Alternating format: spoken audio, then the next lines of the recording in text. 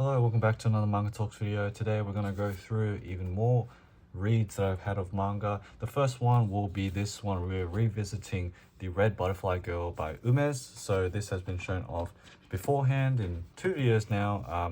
The first one was of when I hauled the Kazuo Umezu box set. Second one was I was halfway through reading it and talking about it. Now I've actually finished it.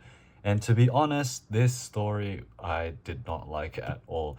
I personally thought it was very boring. And so I guess I'll talk about it today. So this is the Red Butterfly Girl, the reprint from the box set. And on the back here, we've got like just an announcement of a live action adaptation of a manga. But the premise of this story was following Hino, who is this girl here. She was born from a fire pretty much where like the house was on fire and her dad sacrificed herself to save the family, and she and her family survived.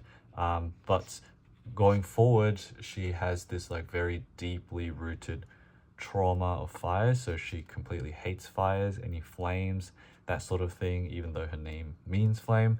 And last time I did show that, you know, there was a scene where the teacher burnt up a piece of paper and she immediately gets, I don't know where she gets this bucket from, but she gets a bucket of water and splashes it on him.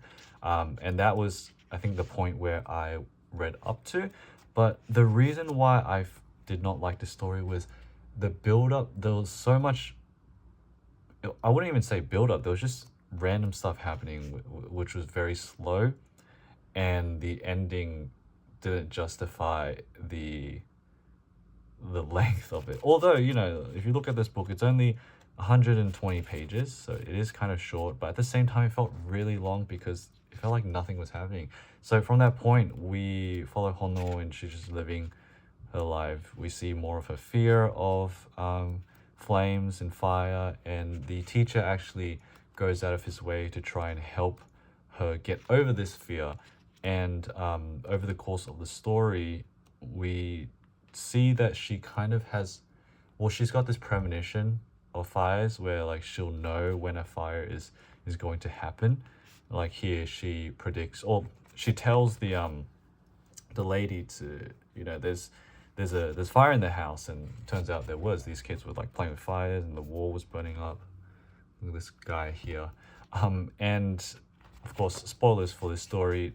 What happens toward the end is that the teacher, he has a woman that he's seeing, and she moves in, and Hino immediately starts getting like bad vibes from her. She's like, no, she can't deal with this. So that's the woman over here. And it turns out that later in the story, she wakes up and finds that the house has been set alight, of course, from the woman, and she goes and warns everyone, gets everyone out. And yeah, so that's her premonition happening very positively for her.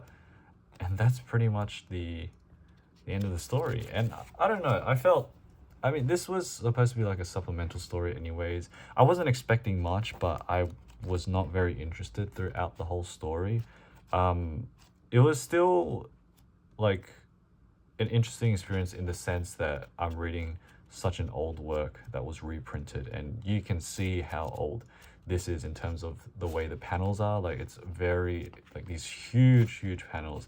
The dialogue is there's so much dialogue, but that is characteristic of shoujo manga anyways.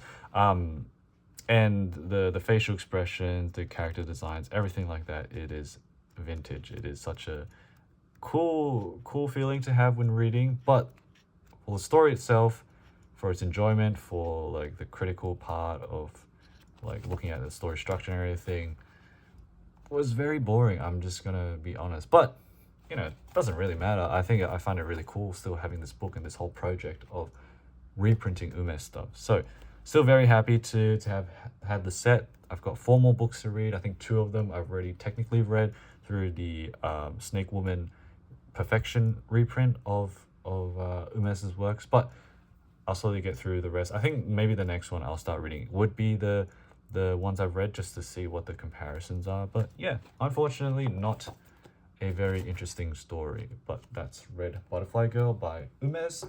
And then we'll move on to another horror work that I've read recently. Love this one. So this is a collection of Hino Hideshi titled Animal Works, and a big part of it, I think it's actually half of the book. Let me see how long it goes. Yeah, it's pretty much a half. This half of the book is Town of Pigs by Hino Hideshi, and I did reread this, so I went through and reread everything again. And honestly, I love the Town of Pigs even more because it's been maybe over a year since I've read the Town of Pigs story. The one I have is the English version put out by Starfruit Books. And yeah, honestly enjoyed the story even more than last time. I did forget about the ending, and I guess not to spoil it because there is an English version of it available. The ending of Town of Pigs is very interesting because it's open-ended. In the afterword actually of this book, they have like an interview with Hino Hideshi, and he was actually talking about how he was pretty much like malnutrition. He was just worked to death essentially. It was bad. Like he was talking about how he had an IV drip after being malnutritioned while drawing manga, and the Town of Pigs story I believe was like taken from like that malnutrition thing, thinking about nutrition and humans being on the opposite end as food for other animals. Because the premise of Town of Pigs is that we get these like, we don't know what they are, these knights. They could be devils, they could be humans, we don't know. And they invade this boy's town and capture everybody and subject them to the same conditions that, let me see here, same conditions that pigs would experience, of course, with the development to the rest of the story. But I did actually note down some pages to look at as well, just 3 of them. So page 23 specifically, here it is. Specifically, just want to talk about the axe. I love this specific thing that Hino Hideshi does with these concentric circles with the axe spin. It's so satisfying. Honestly, it does remind me of something that maybe Yuichi Yokoyama would do, you know, very spaced out lines, that sort of thing. But I find this specific effect that he does really satisfying. And then another thing as well, page 44, that I guess I didn't realize is that this part, this is a house. This part kind of looks like a corpse. It's not. It looks like a creature with like, this is the arms, long arms, the hair, the body. Just looks really cool like that. This is what it actually looks like in the light, but that's another thing that I noticed. And there's also a reference to a Tsuge Yoshiharu story, which I completely missed the first time while reading Town of Pigs. Here, this is a reference to the Lee family by Tsuge Yoshiharu. It's like a pretty, I don't know if it's famous, but like I feel like I've seen it parodied before. So normal, like the original one would have the Lee family sitting out here, but this time it's the boy, which I love. I don't know how I missed that the first time, but that's a testament to the value of rereading stuff. So yeah, I loved it. And then for the ending specifically, I honestly don't mind that it was open-ended. Even Hino in the afterword was actually saying how he didn't know what the meaning behind the ending was either. I guess like because he wasn't feeling well while drawing the story, and 100% understand that. But it doesn't detract from my enjoyment of reading the story, like the ending itself. Loved it. But either way, in terms of the other stories in this book, we've got, I think, 3 or 4 extra. So one of them is about a rat that becomes huge, just becomes like it feeds on the family. It starts off with a boy getting birds, but then also like this rat comes, kills them all, and starts slowly invading upon the space of the rest of the family and then taking over the house. If you hate rats, then you might not like this story, but very interesting to see how this escalated throughout the whole thing. Wasn't my favorite, story of all time, but very entertaining still. We've also got another one that's called like Cute Girl or Kawaii Shoujo, a fantasy fairy tale. This was okay too, but I enjoyed it because there was a specific panel that is so cool. I love this like spirit looking thing looking over them. It's just a traveler that comes to a rural village that is hearing these stories of the legend of that village, where like they have this monk who can transport people's souls into cats so that they live longer, and it's like a sit around the fireplace scary story type of thing with a twist. So pretty classic stuff. We've got a hunter story as well with also a twist, and then the last story is about a boy who, it's actually a very wholesome story for this one. This boy, he's like feeling down, he's moved to a new school and place, and he goes to the lake and meets the catfish god, who helps him by being like integrated with him, like to give him courage, to give him strength. And the opening of this story is very interesting because, let me find it here actually. So that's the opening page. We have the family just introduced there, and then we see the boy. He's looking a bit crazy in the back. I always love the way that Hino does crazy faces. They're so unique and they're so iconic, honestly. And then we immediately get revealed on the third page to this catfish. And the boy's name, like, he gets made up. He gets bullied because of his name. And that's why everything happens. But it is actually a very wholesome story. It's a wholesome ending too, which was not what I was expecting from Hino, but very gladly appreciate that, because I don't remember really seeing any wholesome stories from Hino from my memory. Maybe there have been, but either way, I think this is a great collection. I love the theme of animal works. It's a really, I think, you know, it sounds like simple, but it makes the whole book feel very cohesive, especially with the Town of Pigs as the highlight. So I love this one. Recommend this. I guess if you want the art, if you read Japanese too.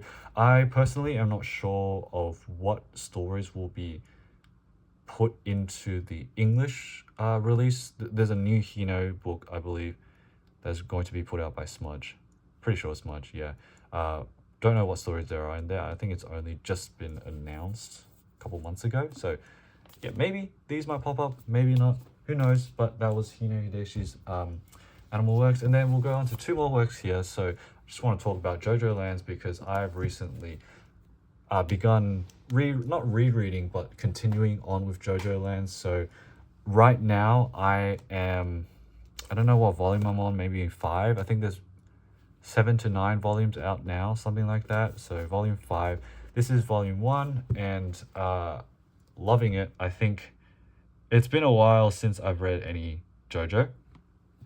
The last time I actually read Jojolands was when it first came out, I think.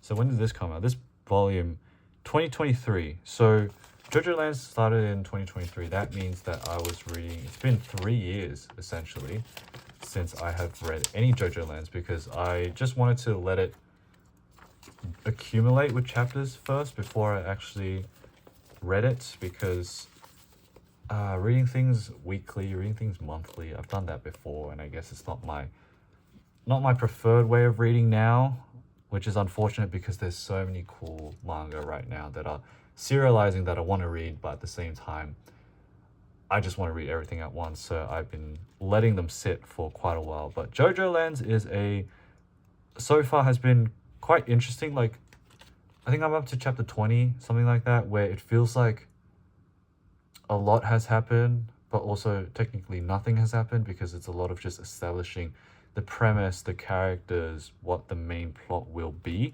But what I found interesting about Jojolands in particular is the Joestar. So the main Joestar is Jodio Joestar. He's only 15, I think, and his stand is, I've been thinking about his stand a lot because it's very interesting. If you have read JoJo, you know JoJo, most of the time the Joestar's stands are quite overpowered. Like, if you think of, I mean, let's go through them. Like part 3, we have Star Platinum, OP, just beat your ass type stand, and of course the world that thing too. Part 4, oh my god, am I forgetting the stand names? Crazy Diamonds, that name? I forgot the stand names already, but mending things, repairing things, really unique power. Part 5, you got Giorno, Gold Experience, that is like insane of a stand, turning things into living things. And then we have Jojolands. Jojolands one is a very interesting one because it's very fitting for the setting of Stone Ocean, part 6, because it's set in a prison. If you having a stand that is based on string and being able to unravel yourself, I think is really fitting for that that setting. And then part 7, you've got Johnny with Tusk. Tusk, though, it was like an eventual build up because you've got the different acts and stuff.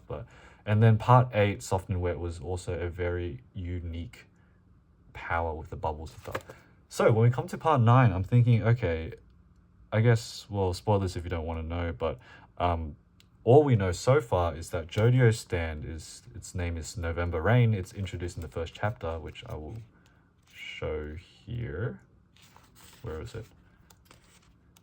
Well, either way, we see the first instance of his power when Rain starts to beat down literally on a corrupt police officer. And you can see that here. This Rain has an extreme amount of weight to it that it like can injure and stuff. But I just want to find the page where November Rain actually shows. Here we go. This is November Rain. Really interesting design. I love when Araki does this type of like mecha kaiju looking things. Like Soft and Wet is one of my favorite JoJo standard designs of all time. This is kind of a similar vibe to it. The body is really interesting too. But what we know so far is that this stand can shoot down raindrops from right onto it, and those drops of water and stuff are really heavy and they can like break through ground and stuff. But that's all we know. But just thinking of that, it is a very strong stand, but I want to see what the potential is of this stand, because on paper compared to the other ones, part 1 to 8, it seems the weakest, but really interested to see how it develops from there, how we see more of that stand, how it's used, and maybe if it even gets like extra buffs throughout. So Jojolands has been very interesting. Loving it so far, but it's so like such a unique feeling to have just reading JoJo, knowing the legacy of it, experiencing parts 1 to 8, seeing how things have changed so much. Love JoJo to death, so just wanted to talk about that. And then the last story here is one that I only have the first 2 volumes of, but there are 7 in total because I wanted to give it a try, and I'm actually going to read the rest of them because I've decided it's very interesting. So it's a story, I mean, it's pronounced here as Gyuges, like the 2 people of Gyuges, or the twins of Gyges. I think it's like some reference to some Greek story, maybe Greek legend.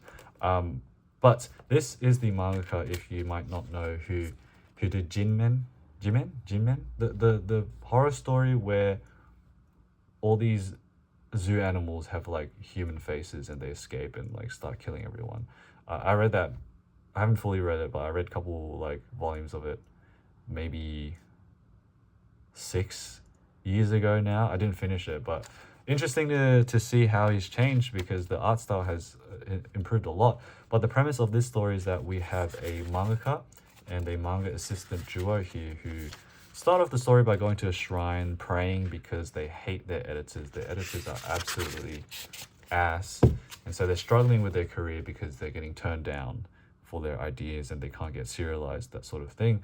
And then eventually they get their, oh, nice timing. I just flipped to the exact page I wanted.